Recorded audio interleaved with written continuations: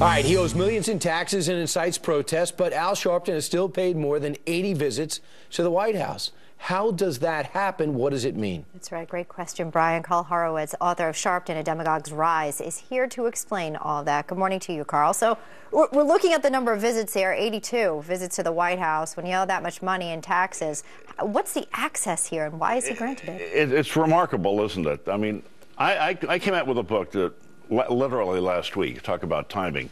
Sharpton basically has the key to the White House because Barack Obama trusts him as the #1 race issue fellow in the street. I mean, he's the administration's field person. He's sort of like a shadow cabinet member. But how did it happen? Well, Sharpton got respectable, and the #1 thing he did was run for president in 2004. That gave him a respectability that he'd never had before. It also gave him huge debt, but go ahead. Yeah, he was gone with the track suits and the medallions and the screaming and the pompadour. Lost about 100 pounds. Yeah, he lost 150 in his autobiography, so he says. At any rate, the Reverend Al calls himself a refined agitator. He'll tell you he hasn't changed a bit in terms of his mission, his goals, his way of relating to the issues. But he's an inside man.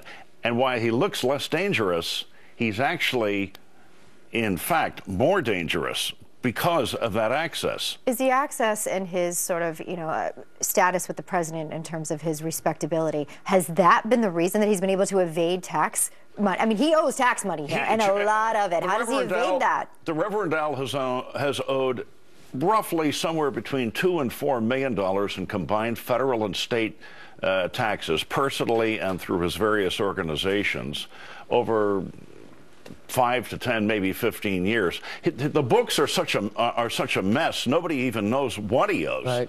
But the fact is, he's led a charmed life. But here's the thing: you say the people around him give Al Sharpton the credit. People don't want to get on the bad side of the people that support Al Sharpton. What do you mean by that? Well, he has people who are going to march with him, are going to make noise. You saw what happened in Ferguson, Missouri. People are scared. I'm not saying Sharpton overtly endorsed the riots. He's too smart of a politician for that. But he'll give tacit support. He'll provide justifications. He won't condemn it. And here's a guy who spent the last 30 years in the national public eye inciting riots, and he's the administration's go-to guy for diffusing them. Isn't that kind of an irony? And when he missed the Mandela funeral, President Obama brought him back a program and it said from one warrior for justice to another. So they feel as though they are kindred spirits. Absolutely. The name of the book is Sharpton, A Demagogue's Rise.